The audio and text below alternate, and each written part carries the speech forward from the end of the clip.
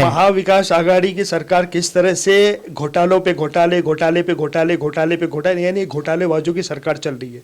यहाँ महावसूली की सरकार चल, ना कि महाविकास आघाड़ी की सरकार, महावसूली की सरकार चली। नमस्कार, मैं अतुल जैन, हिंदी न्यूज़ चैनल नेता नगर 24/7 चैनल पर आप सबका हार्दिक स्वागत है। मुंबई, इस मुंबई की राजनीति पिछले कई दिनों से बहुत गरमाई हुई है। जैसे आप देख रहे हैं कि पिछले 2014 से जब केंद्र में नरेंद्र मोदी जी आए, उसके बाद बहुत विषयों को लेकर हमारे देश में प्रगति पथ पर है ऐसे बताते हुए आज दूसरी बार प्रधानमंत्री नरेंद्र मोदी जी केंद्र में सरकार बनाए हुए हैं और खुद प्रधानमंत्री हैं। लेकिन आज विरोधी पक्ष जो महाराष्ट्र में महाविकास आघाड़ी है, उन्होंने एक हंगामा बनाए रखा है कि इस केंद्र की सरकार की वजह से जो महाराष्ट्र में और देश में महंगाई है, उस विषय को लेके बहुत बड़ा हल्ला हो रहा है। लेकिन इसके बावजूद वहाँ पर जो विरोधी पक्ष नेता है देवेंद्र फडणवीस जी, जो भारतीय जनता पार्टी के विरोधी पक्ष नेता के रूप में बहुत प्रखर रूप से विरोध करते हुए महाविकास आघाड़ी को बहुत दबाए हुए हैं, उनको किसी भी तरह सरकार में से उतारने के लिए दिन रात उनकी कोशिश हम देखते आ रहे हैं। और इसी के अंदर एक नया विषय को लेकर हमारे महाराष्ट्र के एक राज ठाकरे जी, जो महाराष्ट्र नवनिर्माण सेना के प्रसिद्ध एक एम्बेसडर हैं, जो इनका चेहरा ही सब कुछ कहा जाता है, वो राज ठाकरे जी आज पिछले कई दिनों से एक विशेष रूप से सबका जो नजरिया है वो उनकी तरफ खींचा हुआ है। और पिछले गुड़ी पाड़वा के दिन से जो उन्होंने महाराष्ट्र में भोंगे का मुद्दा, जो हमारे देश में जो मस्जिद का विषय हो या कहीं पर भी हो, स्पीकर का जो मुद्दा है वो गरमाया हुआ है। और उसके बाद और अनेक विषय जिससे आज हम चर्चा करेंगे। तो आज हमारे साथ ये नेता नगर स्टूडियो में राष्ट्रवादी कांग्रेस के इश्तियाक जागीरदार जी हैं, जो माइनॉरिटी के नेशनल सचिव है, महासचिव है, और इसके बाद ह्यूमन राइट्स के वो राष्ट्रीय अध्यक्ष हैं। हमारे साथ भारतीय जनता पार्टी के राज यादव जी हैं, उत्तर पश्चिम जिला के वो उपाध्यक्ष हैं, और समाजवादी पार्टी की सबकी लाडली अमीना अप्पा जी हैं, जो बहुत एक्टिव है, और मुंबई में जिनका नाम है वो महासचिव अमीना अप्पा जी हैं। आप सबका मैं हार्दिक स्वागत करता हूं। आज हम चर्चा करेंगे जो मुंबई महाराष्ट्र की राजनीति है वो बहुत गरमाई हुई है।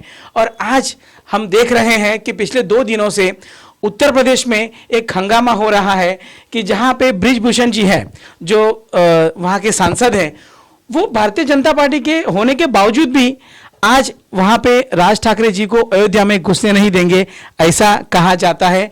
तो आप भारतीय जनता पार्टी से हैं, क्या कहेंगे, क्या विषय है कि आज राज ठाकरे जी का इतना बड़ा विरोध वहाँ पे आने वाली 5 जून को जब वो अयोध्या में रामलला जी के दर्शन के लिए जाने वाले हैं, तो उनको पैर रखने नहीं दिया जाएगा, ऐसा चैलेंज किया है, क्या कहेंगे आप? सबसे पहले मैं ये बताना चाहूँगा कि उत्तर प्रदेश एक धार्मिक भूमिका है, और उत्तर प्रदेश में अयोध्या एक, जैसे आप सभी जानते हैं कि भगवान श्री राम की जन्मभूमि है, वहाँ पे सभी को जाने का अधिकार है। राजनीति को अलग रखते हुए अगर कोई दर्शन करने जाना चाहता है या भगवान श्री राम के चरणों में जाना चाहता है तो वो जा सकता है। और रही बात जिस तरह से हमारे पार्टी के सांसद बृजभूषण सिंह जी ने बोला है, वो उनका व्यक्तिगत मत है, किस तरह से करना है, क्या करना है। और मैं सिर्फ इतना ही बोलना चाहूँगा कि अयोध्या में सभी को जाने का हक है, चाहे कोई भी पार्टी का हो या कोई भी हो। मैं चाहता हूं कि इसको राजनीति से परे रखकर अगर कोई जाके जाके वहां पे अपना माथा टेकना चाहता है या अपना दर्शन करना चाहता है, तो वहां पे सभी को हक है। आप उत्तर भारतीय हो, किस तरह देखते हो इस विषय को? बृजभूषण जी वहाँ के जो सांसद है, उन्होंने कहा है कि हमें उनसे कोई द्वेष नहीं है, हमारे हिंदुओं से कोई द्वेष नहीं है, लेकिन उन्होंने जो 2008 में उत्तर भारतीयों के ऊपर जो उन्होंने भूमिका महाराष्ट्र मुंबई में ली थी, उसका विरोध उनके मन में बहुत मजबूत है। और उस विरोध को लेकर वो कह रहे हैं कि सबसे पहले आप माफ़ी मांगोगे तो आप आओगे, वरना आप वहाँ पैर भी नहीं रख पाओगे। देखिए, 2008 की भूमिका सभी को मालूम है। राज ठाकरे, उन्होंने जो हुआ गलत हुआ, उत्तर भारतीयों के साथ जो हुआ गलत हुआ, उसका मैं निषेध करता हूं आपके नेता नगरी के माध्यम से। और इस समय 2008 के बाद आज अभी तक क्यों नहीं? अभी 2008 के बाद अभी क्यों, उसके पहले क्यों नहीं? तो आप राज जी बहुत बड़ा विषय आप रख रहे हैं नेता नगरी चैनल पे, बहुत अच्छा लग रहा है, लेकिन बात वहां पे आके रुकती है कि इतने बड़े नेशनल हमारे जो लीडर हैं, जो बड़े भारतीय जनता पार्टी के पदाधिकारी है, वो एक शब्द भी बोलना नहीं चाहते इस विषय पे, क्या बात है? देखिए, हमारे जो वरिष्ठ नेता हैं, दिल्ली के नेता है, यूपी के हमारे माननीय योगी जी, यस, आज यो उत्तर प्रदेश के मुख्यमंत्री हैं, और इस जो भूमिका है, जो निर्णय लेना है, किस तरह से करना है, वो बखूबी उनको मालूम है किस तरह से करना है, क्या निर्णय लेना, किस तरह से करना है। और रही बात, मैं आपको बताना चाहता हूं कि आने वाले 5 जून को माननीय योगी जी का जन्मदिन है। अच्छा, और खास करके हमारे राज ठाकरे जी जो हैं, वो योगी जी को जन्मदिन की शुभकामना देने भी जा रहे हैं, ओके, और साथ साथ अयोध्या जी के श्री राम के दर्शन भी करने जा रहे हैं। तो मैं वही आपसे, आपके माध्यम से बोलना चाहता हूँ कि जो हमारे वरिष्ठ हैं, वो वरिष्ठ किस तरह से करना है, क्या करना है, किनको आना है, किनको नहीं आना है, वो बात की बात है। लेकिन मैं आपके फिर से एक बार आपके माध्यम से बोलना चाहूँ कि अयोध्या नगरी में सभी को जाने का अधिकार है, राजनीति को परे हट के। हाँ, ये विषय अगर ऐसा कुछ है तो वो बैठ के या सुलझा के जो भी हमारे वरिष्ठ है वो बात कर सकते हैं। राज जी ने बहुत अच्छी तरह इस विषय को रखा। मैं आपसे ये कहना चाहूँगा कि यहाँ पे हमने महाराष्ट्र नवनिर्माण सेना के एक पदाधिकारी बुलाने की कोशिश की, लेकिन उनको आज उनके पक्ष के माध्यम से कुछ बोलने के राइट्स नहीं होने के कारण यहाँ पे महाराष्ट्र नवनिर्माण सेना के कोई पदाधिकारी यहाँ पे नहीं है। इश्तियाक जागीरदार जी, आप महाविकास आघाड़ी में आप लोग हो, आज देख रहे हो कि पिछले कई दिनों से मुंबई में एक अलग विषय को लेकर राजनीति गरमाई हुई थी कि महाविकास आघाड़ी किसी भी तरह नीचे खींचे और वहाँ पे हम जाकर भारतीय जनता पार्टी वापस सत्ता में आए, ये प्रयत्न बहुत रहा। लेकिन पिछले कुछ दिनों से इस विषय को परे रखकर आज एक नया मुद्दा पिछले 15 दिनों से, एक तो जो स्पीकर का मुद्दा है, वो मुद्दा सो आपसे मैं शेयर करूंगा ही, लेकिन ये मुद्दा आपसे सबसे पहले लेना चाहूँगा क्योंकि अभी 2 दिन का मुद्दा है कि कल यूपी की राजनीति बहुत गरमाई है और आप महाविकास आघाड़ी के माध्यम से उसे किस नज़र से देखते हैं? सबसे पहले तो मैं नेता नगरी के सभी चैनल्स के स्टाफ को मैं धन्यवाद देता हूं कि आज इस विषय पे बुलाया गया है। मैं पहली बात तो उस उत्तर भारतीय सांसद को, मैं वाकई में उसने जो बात कही बिल्कुल सही कहा कि किसी उत्तर भारतीय को मारा जाता है, पीटा जाता है, नंगा किया जाता है, उसकी नौकरी छीनी जाती है, जिस तरह से बेइज्जती महाराष्ट्र में किया गया, महाराष्ट्र के भी बड़े नेता इसको बर्दाश्त नहीं करते, क्योंकि महाराष्ट्र एक ऐसा है, यहाँ पे सबको समाने का काम करता है। मुंबई एक ऐसी शहर है जिसने सबको रोजगार दिया, यहाँ पे सबको हर चीज यहाँ पे मुंबई में दिया, और मुंबई एक ऐसा शहर है जिसको बनाने के अंदर उत्तर भारतीयों का भी बढ़ चढ़कर हिस्सा है, क्योंकि सरों पे मट्टी रखकर इन्होंने भरनी की। जैसा आप जा जाओ, नाला सोपारा हो, बहेंदर हो, बोरीली हो, वहां पे खाड़ी थी, तो इन्होंने भी अपना योगदान दिया है। रही दूसरी बात कि राज ठाकरे जो स्टैंड लेते हैं, वो आज तक महाराष्ट्र में नुकसान के सिवा कुछ भी नहीं हो गया। आपने देखे, हमारे नेता अजित दादा पवार साहब ने कहा कि राज ठाकरे एक ऐसे युवा नेता, इनकी नसीब अच्छी है कि इनको बैठे बिठाए जो इनको जो मिला है, क्योंकि इनका खुद का अपना कोई ऐसा नेता का रोल नहीं है। ये तो उनके चाचा जब थे तो उनके आड़ में एक नेता बन गए, ये खुद के अगर पैर पे खड़ा रहना चाहे तो जिंदगी में एक नगर सेवक भी नहीं बनेंगे, एक वो कार्यकर्ता भी नहीं बन पाएंगे। ये तो उनके चाचा थे, नेता थे और एक पूरे नेशनल लीडर थे, उनके आड़ में एक राज ठाकरे बन गया। लेकिन आज आप देख लीजिए, जिस राज ठाकरे के पास 14 विधायक थे, एक भी आज उनके साथ में नहीं है। क्यों? ये आखिर क्या है? तो पहली बात तो विधायक का कहना ऐसा है, कई लोगों में चर्चा चलती है कि ईगो, उस आदमी में घमंड बहुत है।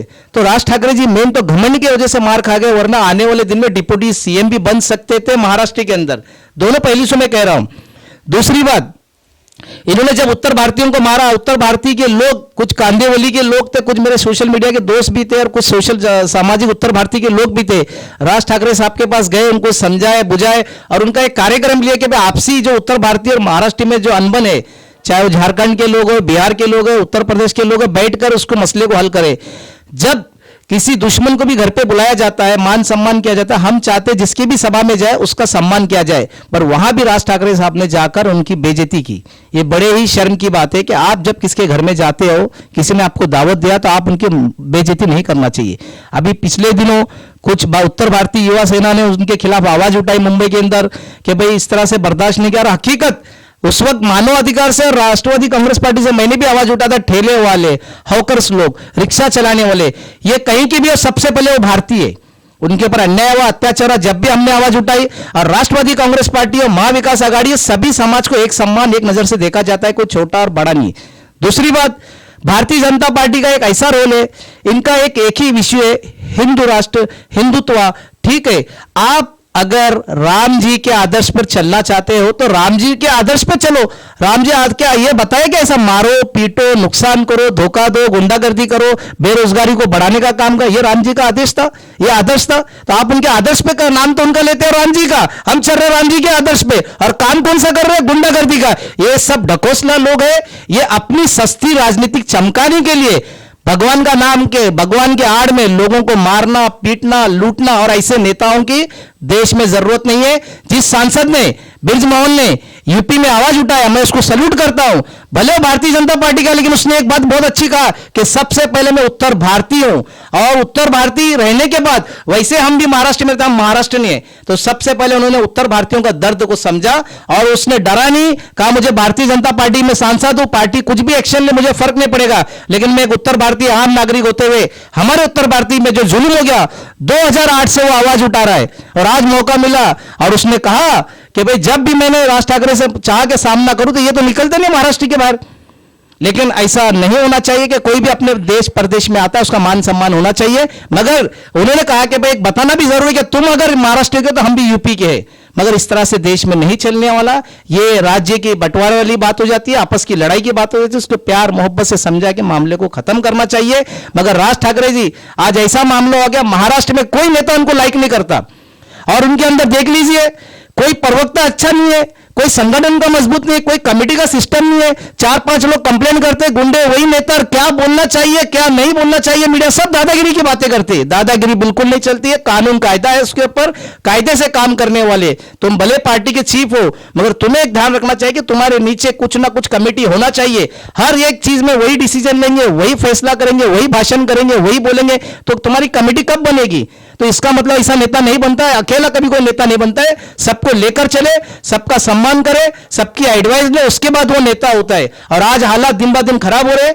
बृजमोहन ने जो डिसीजन लिया वो उनके तरफ से बिल्कुल सही लिया, और ये जो दिखावा जो ये कर रहे, तुम कल तक बीजेपी को गाली दे रहे थे, कल तुम बीजेपी को नीचा दिखा रहे थे, और वही नहीं, भारतीय जनता पार्टी का पूर्व मुख्यमंत्री देवेंद्र फडणवीस कहते हैं कि तोड़पानी करने वाला आदमी है। कितनी बड़ी बात कह रहे हैं, आज तुम उनकी बात की सम्मान करते हो, ये कहां की राजनीति चल रही है? कल तक तोड़पानी करने वाले नेता करते हो और आज कहते हो कि अच्छे नेता। तो देखो राजनीति कितनी गंदी और कितने निचले स्तर पर जा रही है।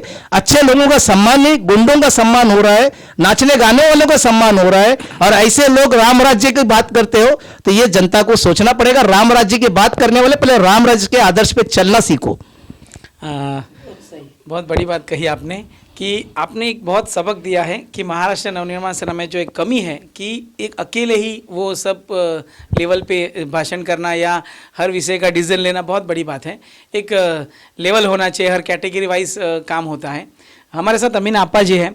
अमीना जी, आज जो विषय आप देख रहे हैं कि अयोध्या में जो राज ठाकरे जी को घुसने नहीं दिया जाएगा, समाजवादी पार्टी भी यूपी में बहुत बड़ा वजूद रखती है। आज समाजवादी पार्टी इस विषय को किस तरह ले रही है? ऐसा है कि हमारे अखिलेश यादव जी जो भी सोचते हैं, समझते हैं और सोच समझ के जो बोलते हैं, उनका एक अपना अलग उनका किरदार है, और हम उनका सम्मान करते हैं, उनकी बातों का भी सम्मान करते हैं। रहे राज ठाकरे जी जो है ना, सबसे पहला जो मुद्दा उन्होंने उठाया था, सबसे पहला मुद्दा उठाया था यूपी वालों का ही। हम थाना कल्याण स्टेशन पे जो मारा, जो बस में एक लड़का मारा गया, मर गया बच्चा, स्कूल का वो ये था, छात्र था, वो आया था इधर एग्ज़ाम देने के लिए। आज यही बंदा जा रहे हैं उधर रामलीला के दर्शन के लिए, योगी जी के उसके लिए क्या नाम है, बर्थडे के लिए। तो इनको इतना नहीं मालूम है कि मेरे वजह से आज इधर एक मौत हुई थी, जो उत्तर प्रदेश का ही नागरिक था। वो उत्तर प्रदेश से ही वो बच्चा इधर पढ़ने के लिए आया था, एग्ज़ाम देने आया था, और वो लड़का यहाँ बस में मारा गया। लेकिन वो ऐसा कहा गया था कि राज ठाकरे जी को मारने के लिए आया था, वो कुछ पुलिस प्रूव कर रही थी। जी नहीं, ऐसा होता था तो फिर उसको तो यहाँ आने ही नहीं देते थे। सबसे पहले सुई गिरती है तो मालूम पड़ता है, सुई गिरेगी तो मालूम पड़ता है। तो यहाँ इतनी बड़ा काम करने वो बस में चलेगा मारने के लिए, वो बस ही देखेगा क्या? उसको मारना रहेगा तो कोई और भी चीज़ देखता था, बस में क्यों बैठता था वो सिर्फ उसका देहांत हुआ ठाकरे जी के लोगों के जुल्म के वजह से। और मैंने ये देखा है हमारे ये महाराष्ट्र की राजनीति में, अगर उनको अपना नाम चमकाना हो तो उन लोग एक ही मुद्दा ले लेते हैं, खिलौना मुसलमान। उन लोगों को मालूम है या तो अजान के ऊपर मुद्दा उठाओ, या नमाज के ऊपर उठाओ, या तो तलाक के ऊपर उठाओ, या तो निके के ऊपर उठाओ, या तो लो जहाद के ऊपर उठाओ, तो हम लोग चमक जाते, उनकी नेतागिरी चमक जाती। जितनी बार मोदी जी को टीवी पे नहीं बताया जाता है उतनी बार तो इन लोगों को बताया जाता है। जो ये लोग ये मुद्दा जो लेते हैं तो उन लोगों को इतनी बार बताया जाता है। जितनी बार तो मोदी जी नहीं आते हैं टीवी के ऊपर उतनी बार तो ये राज ठाकरे जी को बताया जाता है, और जो हनुमान चालीसा जो पढ़ने वाले उनको बताया जाता है। मैं मार्क कर रही हूं आज 20-25 दिन से मैंने देखा कि जितनी दफा इन लोगों को नहीं बताया गया उससे ज्यादा तो इन लोगों को बताया गया। अच्छा, दूसरी बात, राज ठाकरे जी अगर चमके भी थे, किसकी वजह से चमके थे? उनको चमकाने वाले कोई दूसरे नहीं थे, उनको चमकाने वाले मुसलमान थे। आज तो मुसलमान के ऊपर विरोध कर रहे, तो हमारे को कोई टेंशन नहीं है। तुम लाउड स्पीकर उतारो, लाउड स्पीकर उतार के तुम उसके अंदर बैठ के तुम है ना तुम पढ़ो, हम सबका आधार करते हैं। क्योंकि हम लोग एक ऐसे इंसान है, एक पढ़े लिखी कौम है ये। देखो मुसलमान जो है ना एक पढ़ी लिखी कौम है, इन लोगों के पास सब्र है, ये है ना बेसब्र लोग नहीं है। वो बोले हमने उनका सम्मान किया, हमने राज ठाकरे जी का सम्मान नहीं किया, हमने कानून का सम्मान किया। कानून ने हमको ऑर्डर दिया, हम लोगों ने उस चीज़ को लब्बैक कहा। हम बोले नहीं, अगर हमारा कानून हमारे साथ में है, हम कानून के साथ में, हमको झगड़ा लफड़ा नहीं चाहिए। हमको हमारा महाराष्ट्र जो है ना एक गुलदस्ते के जैसा चाहिए, हमको झगड़ा लफड़ा नहीं चाहिए। हम लोग नहीं चाहते कि हमारे इसमें झगड़ा लफड़ा, और यही हमारे विरोधी लोग जो है ना चाहते हैं कि महाराष्ट्र में झगड़ा होता क्यों नहीं है। लेकिन यहाँ के लोग जो है ना मिलजुल के रहना पसंद करते हैं, झगड़ा नहीं पसंद है। रही उत्तर भारतीय की बात, तो जब है ना मेरे एरिया में कोई आया और मैंने उसको मारा तोड़ा, और मैं फिर उसके एरिया में जाने की डेयरिंग करती हूँ, तो फिर अब वो डेयरिंग 5 जून को मालूम पड़ जाएगी। तो आपको ये लगता है कि जो आप जैसे कहे कि कायदा जो कानून है उसके माध्यम से मुस्लिम समाज ने जो स्पीकर है वो उतारे या उसके डेसिबल्स वगैरह कम किए, तो लेकिन क्या आपको ऐसा लगता है अमीनापा जी कि अत्याचार हुआ मुसलमानों के ऊपर, ऐसा आप कहना चाहते हैं? कोई कानून के विषय से देखते हैं या मुस्लिमों के ऊपर अत्याचार ही हो रहा है हर विषय को लेकर, आप क्या कहेंगे? मैं तो देखो एक बात बताऊँ आपको, मैं ये देख रही हूँ 2014 के बाद और अभी 2022 चालू है, अत्याचारी चालू है। क्योंकि हर चीज़ में तुम जो है एक ही चीज़ को लाके कानून थोप दो। अभी जो 3 तलाक का मसला ले लो, वो तो हमारे इसमें था, उसको डबल ज़बरदस्ती थोपा गया। जो चीज़ बता रहे जा रहे हैं तो वो चीज़ तो हमारे अंदर है ही। हमारे में एक दफ़ा में 3 तलाक़ें थोड़ी होती है, हमारे में 3 तलाक को 3-3 महीने का गैप दिया जाता है, 3-3 महीने का दिया जाता है, 1-1 महीने का दिया जाता है, उसके बाद ही तलाक होती है। उसके पहले बीवी घर से बाहर नहीं जा सकती। लेकिन अमीनापा जी आप ये देखिए कि इस समय बीजेपी को मुस्लिमों ने सबसे ज़्यादा वोट दिए, ये क्या कहेंगे इसके बारे में? नहीं, देखो कैसा है मुसलमान, मैं बताया ना आपको कि आज हिंदुस्तान में ना, मैं महाराष्ट्र की बात नहीं करूँगी, मैं हिंदुस्तान की बात करूँगी। आज हमारे भारत के अंदर है ना, अगर कोई चीज़ खिलौना है ना तो वो है मुसलमान। मुसलमान जो है ना बड़ा जज्बाती है और बड़ा बोलते ना कि एक रहमी। अब है ना जब इलेक्शन आता है तो जो एरिया के होते ना MP MLA, अब उनका जो स्वभाव रहता है वो स्वभाव भा जाता है, मुसलमानों को उनका स्वभाव भाव जाता है। वो है ना बीजेपी के उसको नहीं देखते, चौराहे को नहीं देखते, वो सिर्फ है ना अपने इलाके को देखते। क्या आज अगर समझो कि अभी आज है ना हमारी भारती जी को ले लो, वो MLA है, कुछ भी है नहीं है, MLA है ना, उनका जुल्म नहीं है, नहीं वो भारती जी का जुल्म नहीं है। तो अब क्या रहता है, अभी तो कितने मुसलमानों ने उसको वोट दिया, हम लोग ने भेदभाव देखा, हमने देखा कि वो बीजेपी की है, कि वो लाउड स्पीकर उतारने में उनका हाथ रहेगा, उनका साथ रहेगा, या अजय जी का साथ रहेगा, हमने देखा नहीं देखा, हमने वोट दिया। क्यों दिया हमने वोट? कि नहीं वो औरत का स्वभाव अच्छा है, वो अच्छी एक औरत है। हमने वो देखा, हमने बीजेपी नहीं देखे, हमने किसी को नहीं देखा, हमने एक अच्छी औरत को देखा और हमने उसको वोट दे दिया। तो इसी तरह हर इलाके में एक अच्छा, अमीना सैयद अच्छी है, अमीना सैयद अच्छी है तो मेरे को ना, मेरी फ्रेंड हिंदू भी है, मेरी फ्रेंड क्रिश्चियन भी है, मेरी फ्रेंड पारसी भी है, तो मुझे उन सबों ने मेरे स्वभाव को देख के मुझे वोट दिया। मैं समाजवादी पार्टी की नगर सेवका बन गई, मैं एमएलए बन गई, मैं एमपी बन गई। तो मैं ऐसी नहीं बनी, मेरे को सबका प्यार मिला, सबका दुल्हार मिला, तब मैं बनी। मैं अकेले नहीं बन सकती थी। ये जनता का प्यार रहता है, उसको गलत इन लोग जो इस्तेमाल करते हैं, जनता के प्यार को लेके जब एमपी बन जाते, एमएलए बन जाते, उसके बाद इनको और आगे रोटी सेकना रहता है, तो फिर राज ठाकरे जी जैसे लोग लाउड स्पीकर उतारते हैं। राज जी, आप कैसे देखते हैं, जैसे अमीना आपा ने कहा है कि बीजेपी से तो वो उनका प्यार था, लेकिन क्या था कि एक विषय ऐसा है कि जब देश में कुछ अच्छा विषय होता है तो मुसलमान होता है वो भी एक सहभागी होने को चाहता है। लेकिन आप ऐसा, आपके ऊपर आरोप लगता है भारतीय जनता पार्टी पे कि भारतीय जनता पार्टी हमेशा दंगा कराने के लिए तैयार है, मगर दंगे हो नहीं रहे मुंबई में और महाराष्ट्र में और देश में, क्योंकि लोग अभी समझदार हो गए। तो भारतीय जनता पार्टी किस तरह देखती है, क्योंकि हमेशा अभी आज आरोप लगाए जाते हैं कि भारतीय जनता पार्टी ही दंगा करना चाहती है। सबसे पहले मैं अमीना जी को ये बताना चाहूँगा, मैं उनकी बहुत ही इज्जत करता हूँ और काफ़ी दिनों से मुझे जानते हैं कि भारतीय जनता पार्टी कभी दंगा कराने, जैसा आपने बोला, दंगा कराने वाली राजनीति नहीं करती है, हमेशा विकास की राजनीति करती आ रही है। और भारतीय जनता पार्टी ये चाहती है कि देश में, एरिया में, उस जगह, उस विधानसभा में, उस लोकसभा में कैसे विकास हो। जैसा इन्होंने बताया कि भारतीय जनता पार्टी के इस बार उत्तर प्रदेश में सबसे ज़्यादा अगर वोट दिया है तो मुस्लिम महिलाओं ने दिया है।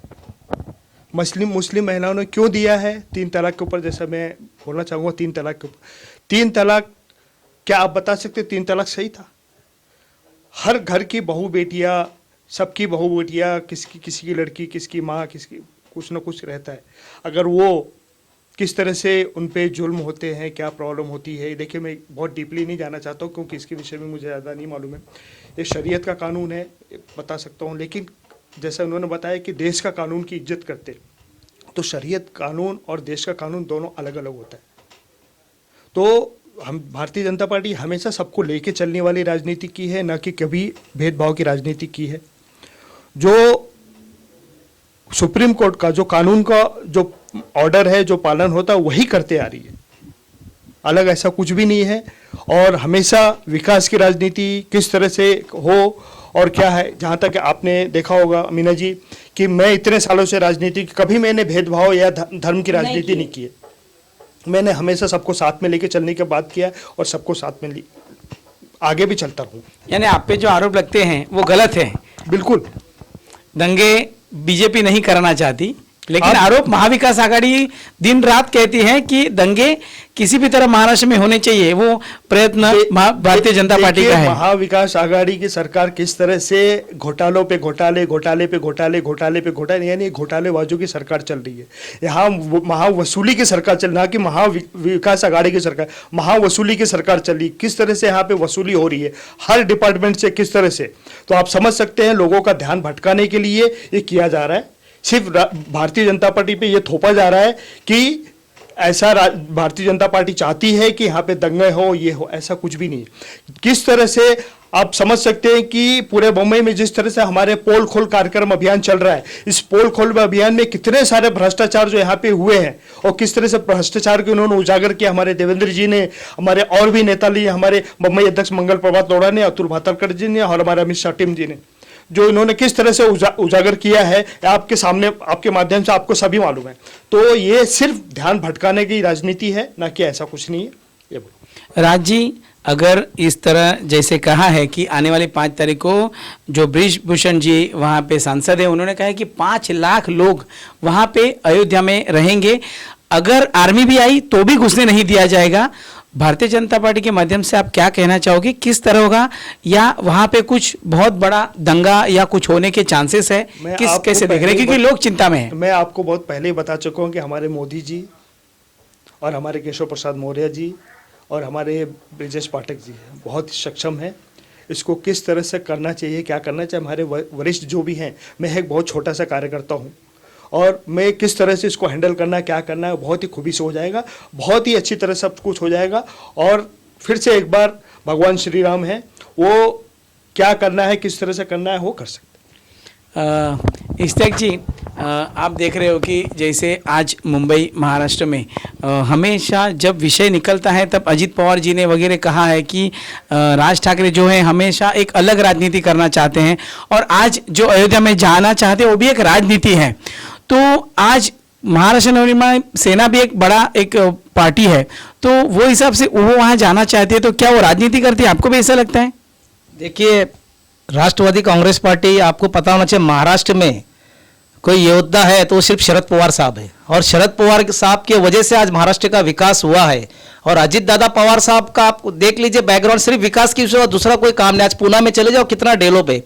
भारतीय जनता पार्टी आरएसएस की बी टीम है, और आरएसएस और भारतीय जनता पार्टी, आप देश आजाद हुआ उससे पहले देख लीजिए कि अंग्रेजों के लिए कैसा चमचागिरी करते थे, और देश आजाद होने के बाद इन लोगों ने किस तरह से कितने दंगे कराए, ये आप जाकर कोर्टों में देख सकते, पुलिस स्टेशन के फाइलों में देखते। झूठी अफवाह फैलाना, झूठा माहौल खराब करना, प्रोपेगेंडा तैयार करना, मीडिया को खरीदना और उनको बोलना झूठी आप ये करो। और आज आधी मीडिया आज भारतीय जनता पार्टी के गुलाम बनकर बैठी हुई, क्योंकि उनको चाहिए पैसा।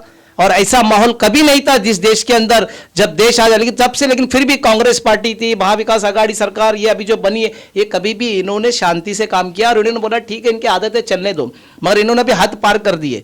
देखिए आप, कोरोना हो गया, पूरे देश में एक इलेक्शन करवा रहे, वेस्ट बंगाल में भारतीय जनता पार्टी पूरे लाखों की संख्या में मोर्चा रैली निकाल रहे जब कोरोना नहीं था।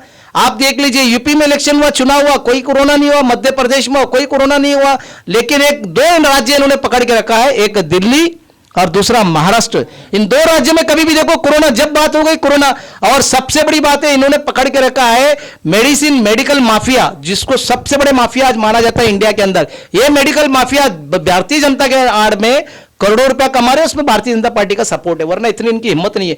1 रुपए की गोली 100 रुपए में बिक रही है। महंगाई कितनी बढ़ रही है, इन्होंने कौन सा विकास का काम किया आज बताइए? जो सिलेंडर जब 450 में था आज 1000 रुपए तक पहुंच गया। डीजल पेट्रोल के भाव दिन ब दिन बढ़ते जा रहे, अत्याचार दिन ब दिन बढ़ते। आपने श्रीलंका में देखा, मंत्रियों को कूट कूट के मारा गया, किस लिए? ऐसे ही हरकत से आज ऐसे हालात यहाँ देश में पैदा हो रहे। अगर ये हालात को रोक के रखो, वरना नहीं तो आने वाले दिन में यहाँ की जनता जब नाराज होगी, वो कोई मंत्री नहीं देखेगी किस तरह से उन्होंने हंगामा किया, किस तरह से हालात पैदा हो गए, मंत्रियों को घुस घुस के मारा, मंत्री भाग रहे कपड़े फाड़ के। ऐसे हालात देश में भी होंगी। गरीबी दिन ब दिन बढ़ती जा रही, जीडीपी हमारे देश का गिरते जा रहा है। मेहुल चोकसी जैसा आदमी पैसा लेकर भाग जाता है। किंगफिशर का जो मालिक है विजय माल्या पैसे लेके भाग जाता है, वो भी तुम्हारी सरकार के अंदर तुमने कैसा छोड़ दिया इनको। और बाद में कहता है, लेकिन वो आरोप तो ऐसे लगे हैं कि वो कांग्रेस के जमाने में पैसे पास हुए थे उनके। पास हो गए, लेकिन भागे कब उन्होंने? तो उनके ऊपर कार्रवाई करो, लाओ उनको उठा के। सरकार तुम्हारी, तुमने कहा हम दाऊद को लेके आएंगे, आज तक क्या किया तुमने? सिर्फ बातें करते रह गए। ऐसा ही हमारे गोपीनाथ मुंडे साहब थे, भारतीय जनता पार्टी के दाऊद को लाएंगे सपने दिखाकर वो मुख्यमंत्री भी बनने के काबिल हो गए, किसी ने कुछ नहीं किया। ये सिर्फ इन लोगों की पता है कि इस देश के अंदर 2 वक्त की रोटी कमाने के लिए सुबह से शाम तक मजदूर गरीब परेशान है, उसको बेवकूफ बनाने का काम ये भारतीय जनता पार्टी करती है, और दंगा कराने का काम ये आरएसएस करती है। इन लोगों ने देश में एक जो बोलते हैं ना, गंगा जमुना तहजीब, हिंदू मुस्लिम एकता, सभी समाज के लोग, सभी धर्म के लोग एक रहना चाहते हैं, खुश रहना चाहते हैं, देश का विकास करना चाहते हैं, इस देश को विशाल बनाना चाहते हैं। याद रखिए, इस देश में अगर सभी समाज के लोग मिल करेंगे, एकजुट रहेंगे, ताकत रहेगी। अमेरिका भी हमारे सामने कुछ नहीं है, मगर ये लोग ने आज हालत श्रीलंका से भी बदतर, बांग्लादेश से भी बदतर करके रखे। आज देख लीजिए जितने भी देश के अंदर हालत खराब है, गरीबी दिन ब दिन बढ़ते जा रही है। जो औरतें बेचारे मटके के अंदर, अपने कहीं भी कबाड़ के अंदर पैसा जमा करके रखती थी, अपना एक सपना लेकर बैठती थी कि मेरी लड़की जवान होगी, इसकी शादी करूंगी, मेरे बच्चों के लिए मैं पढ़ाई का खर्चा उठाऊंगी, फट से नोटबंदी निकाल दिए। तुमने देश की जनता के साथ में धोखा किया। तुमने देश की जनता को क्यों नहीं बताया कि नोटबंदी कर? अचानक रातों रात इन्होंने डिक्लेयर कर दिया नोटबंदी का। अरे ये क्या चल रहा है? जीएसटी बढ़ा दी, महंगाई बढ़ा दी, और तुम ही लोग महंगाई के लिए आवाज उठाते थे, नाचते थे, रस्तों पे हंगामा करते थे। आज क्यों तुम लोग बढ़ा रहे? आज क्यों नहीं? अंधभक्त हो गए, लोगों को पता नहीं, और लोग पागल हो गए। एक सवाल आपसे जरूर पूछना चाहूंगा कि जैसे आप कह रहे हो कि महंगाई के वजह से आप जो परिस्थिति हमारे देश की देख रहे हो सब भड़के हुए हैं, लेकिन आप एक तरफ के इस तरह बताएंगे कि जैसे श्रीलंका की हालत बहुत खराब है, पाकिस्तान की हालत बहुत खराब है, तो हमारे देश में ऐसा क्या है कि आज ग्रोथ बहुत नीचे है, मानते हैं, लेकिन महंगाई की वजह से जो इकोनॉमी है वो इकोनॉमी बैलेंस करके रखा है, ऐसा आप समझते हो कि नहीं? क्योंकि थोड़ा सा जो अपग्रेड होना चाहिए वो तो होता है, लेकिन जो परिस्थिति श्रीलंका की हुई इतनी खराब हमारे देश की नहीं हुई, ऐसे बड़े व्यापारी कहते हैं। बिल्कुल नहीं, ये सब प्रोपोगंडा है, मीडिया इसको छुपाती है। इस जितनी भी नेशनल मीडिया है आज दलाल बन चुके हैं। जो मीडिया, जो पहले की मीडिया थी, जान भी कुर्बान हो, जो उनको गोली भी मारा गया, वो सच के साथ देते थे। आज मीडिया पैसे के दलाल श्री हो गई, और वो जहां पे जो आरएसएस का, बीजेपी का जो पत्र आता है बस उसी पे फॉलो करते। 10 करोड़ जनता रात का पेट भर के खाना भी नहीं खाती, भूखे सोती है। इसका सर्वे बताते हैं कभी? आज हमारे देश में 12 करोड़ नौजवान युवा बेरोजगार है। ऐसा कभी हालत नहीं होगी थी। सिर्फ इस देश के अंदर जो ग्रोथ कर रहे थे मनमोहन सिंह साहब कर रहे थे, मगर उनको भी आज बेचारों को ऐसा बिठा दिए। और वो आदमी ने जो देश के अंदर जो विकास किया, फाइनेंशियली जो देश का विकास करने का काम किया, जो गरीबी हटाने का काम किया और हमारे देश का जो ग्रोथ किया, ऐसा आज तक किसने नहीं किया। और भारतीय जनता पार्टी में ऐसा कोई फाइनेंस मिनिस्टर है ही नहीं। वो एक को बिठा दिया निर्मला साहब, उसको तो पता ही नहीं, जो ABCD बताएंगे वही उतना बोलेगी। इस तरह से आपने बहुत बड़ी बात कही, मनमोहन सिंह जी की बात कही, लेकिन उस समय में भी ऐसा एक आरोप लगते थे कि रिमोट सोनिया गांधी जी के हाथ में है या राहुल गांधी जी के हाथ में है करके उनको काम करने नहीं दिया गया था, वरना देश का ग्रोथ और कहाँ बढ़ गया होता, शायद मोदी जी आए भी नहीं होते। ये इतना बड़ा व्यक्ति होने के बावजूद ये विषय हुआ, आप इसको किस तरह देखते हैं? नहीं, देखिए, पहली बात तो सोनिया गांधी मैडम ने उनको प्राइम मिनिस्टर बनाई, जबकि शरद पवार साहब उस वक्त हमारे महाराष्ट्र के पहला प्राइम मिनिस्टर बनने वाले थे। बस थोड़ी सी गलती की वजह से आज, वरना आज प्राइम मिनिस्टर होता, शरद पवार साहब जब प्राइम मिनिस्टर बनते तो इतना ग्रोथ होता देश का के हिसाब के बाहर। आपको पता है शरद पवार साहब एक ऐसा योद्धा, ऐसा नेता है, कहीं दुनिया में मिलेगा नहीं। आप बोलेंगे इतनी बड़ी तारीफ क्यों कर रहे? इस देश में शुगर फैक्ट्री अगर किसी ने शुरू किया है, सबसे पहले शरद पवार साहब। यूपी बिहार के नेताओं को पता ही नहीं था, वहां पर इन्होंने फाइनेंस करके वहां के नेताओं को मदद की। और शरद पवार साहब एक ऐसे इंसान है जिन्होंने यूपी बिहार के लोगों को लाके बसाने का काम यहां पे किए। वरना, और महाराष्ट्र एक ऐसा राज्य है, यकीन मानो, यहां जात पात बिल्कुल चलता नहीं। ये बाहर के परप्रांतीय के नेताओं ने आके माहौल खराब किए। वरना यहां अपने इतिहास उठा के देख लो, महाराष्ट्र में यहां हिंदू मुस्लिम सिख ईसाई एकता का जितना भी आप करेंगे वो पूरे राज्य में मिलेगी नहीं। मगर परप्रांतीय के नेताओं ने आके यहां पे माहौल किया, यहां के नेताओं का दिमाग खराब किया। आज लोग होशियार हो रहे। आज महाराष्ट्र के लोगों को पता चला कि हमारे महाराष्ट्र में कोई जात पात नहीं है, बाहर के लोग आ रहे। और महाविकास आघाड़ी जैसी सरकार, सोचने की बात है, शिवसेना जैसी पार्टी, कांग्रेस जैसी पार्टी और राष्ट्रवादी कांग्रेस पार्टी, जिनका मिलन आपस में होता नहीं, वैसे पार्टी को शरद पवार ने मिलाकर शिवसेना को मुख्यमंत्री बनाने का काम किया और सरकार महाराष्ट्र का विकास करने का काम किया। वो तो नसीब से कोरोना आ गया, वरना इस महाराष्ट्र का कितना विकास होगा आने वाले समय बताएगा। इश्तियाक जी, सबसे बड़ा सवाल आपसे मैं ये करना चाहूँगा कि आज के समय में जहां हम सोचते हैं कि कहीं हिंदू मुस्लिम का दंगा हो जाए, इसके ऊपर विषय चलता था, लेकिन आज परिस्थिति शायद ऐसी आप देख रहे हैं कि आने वाले 5 तारीख को हिंदू हिंदू से लड़ जाएगा और उत्तर प्रदेश में ऐसा कुछ होगा हंगामा कि 5 लाख और यहाँ से जाने वाले 5 लाख, ऐसा किस तरह देखते हैं? नहीं, देखिए, पहली बात तो जो खड्डा खोदता है एक दिन वो खड्डे में गिरता ही है। सच का तो दुनिया में कभी भी वक्त हो, सच्चाई का कभी भी आप सामना करो, सच्चाई से जीत होती है, विजय होती है। जो झूठ का खड्डा खोलेगा उसको आज नहीं तो कल तकलीफ होगा, मुंह की खानी पड़ेगी। जो झूठी अफवाह करके सस्ती पब्लिसिटी, आज क्या हो रहा, अभी अमीन आपा ने कहा, सही बात कही, भारतीय जनता पार्टी या कोई, आजकल देखो 2 टक्के के छोटे मोटे कार्यकर्ता भी उठ के कुछ भी मुस्लिम के खिलाफ बोलते, लेकिन मुसलमान सबर करते, कुछ बोलते नहीं है और उनको सोशल मीडिया में वायरल करते और ऐसी ऐसी बातें बोलते। अगर यही बात कोई मुसलमान बोले, पुलिस उन पे कार्रवाई करती है, बराबर उन पे ये करती है, तो इन पे क्यों नहीं करते? तो ये सबसे बड़ी राजनीतिक चाल चल रही है कि ये छोटे मोटे लोगों को आगे करके माहौल खराब करने का काम, दंगा करवाने का काम, और महाविकास आघाड़ी दंगा रोकने का काम कर रही है। वैसे भले मैं राष्ट्रवादी महाविकास आघाड़ी में दिल्ली के मुख्यमंत्री की तारीफ करूंगा कि उसने भी जो आज जो काम कर रहा है वहां पर, उसको भी काम को रोका जाने का काम करता है। वहां भी माहौल खराब कर दिया, जातिवादी का वातावरण खराब कर दिए कि वो गरीबों की रेखा के नीचे, महिलाओं, ऐसा विकास का काम आप करो, कुछ दिखाओ। मुझे लगा जब मोदी जी बैठे तो मुझे ऐसा लगा कि नहीं, इस आदमी को मौका देना चाहिए था, क्योंकि कांग्रेस काफी सालों से, एक बार मौका तो हो सकता है कुछ चेंजेस आएंगे, मगर सच में बोलते ना, जिस आदमी को बदलाव करना आता ही नहीं, वो आदमी को मौका देख के बहुत बड़ी गलती हुई। आज नुकसान ही नुकसान है, आने वाले दिनों में खून के आंसू रहेंगे और देखो माहौल खराब होने वाला है। तो जैसे आपने देखा कि आज हमने राज ठाकरे जी के ऊपर चर्चा की कि आने वाले 5 जून को जब वो अयोध्या जाएंगे तो माहौल कैसा होगा, वो तो आज तक महाराष्ट्र निर्माण सेना के पक्ष के माध्यम से कोई विषय अब तक रखा तो नहीं गया है, लेकिन आज हमने कोशिश की कि क्या हो सकता है आने वाली 5 जून को। क्या राज ठाकरे जी अयोध्या में जाकर बहुत अच्छी तरह से रामलला जी के दर्शन कर सकेंगे, या आने वाले दिनों में प्रेस कॉन्फ्रेंस लेकर राज ठाकरे जी क्या कहने वाले हैं, ये तो बात की बात है। लेकिन आज हमने थोड़ा सा जानने की कोशिश की तो इश्ताक जागीरदार जी ने कहा कि जो खड्डा खोदेगा वही खड्डे में गिरेगा। उनका भी कहना यही है कि कहीं शायद हिंदू हिंदू ना लड़ जाए, ऐसा भी वातावरण शायद हो सकता है अयोध्या में। तो इस तरह हमारे राज यादव जी ने भी कहा। राज यादव जी, एक बहुत बड़ी बात है कि आज जहां हम सोच रहे हैं कि मुंबई महाराष्ट्र का वातावरण बहुत गर्माया हुआ है, हमने भी सोचा था कि जोगेश्वरी जो वर्सोवा विधानसभा है उसमें एक रामनवमी के माध्यम से एक बहुत बड़ी रैली आयोजित की गई थी। लेकिन उसके बारे में बहुत सारी चर्चाएं हुई, कोई विषय भी ऐसे वायरल हुए कि सब लोग अपने अपने घरों में रहना, दुकानें बंद रखना, ऐसे डर गए थे।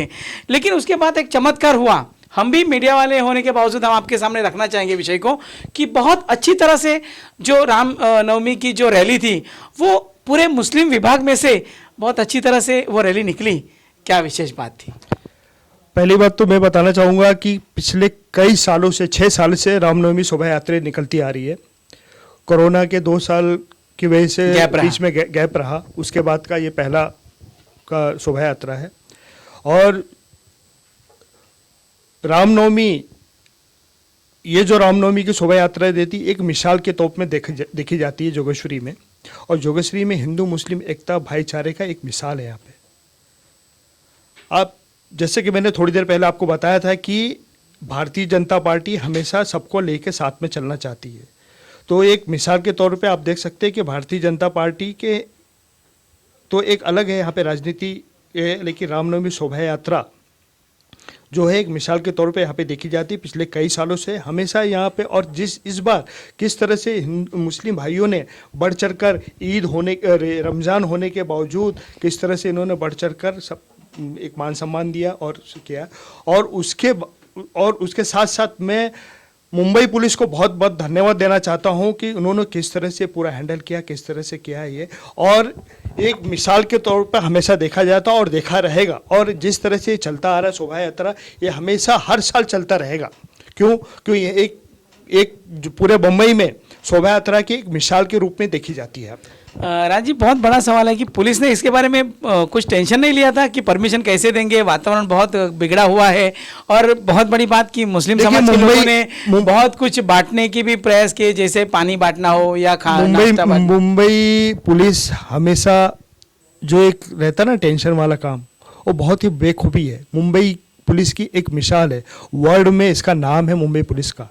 मुंबई पुलिस हमेशा यहाँ पे सबको साथ में लेकर भाईचारे के हिसाब से सबको सोचती है कि सब कुछ सब साथ में रहे, एक अच्छा माहौल बना रहे और एक अच्छी वातावरण रहे।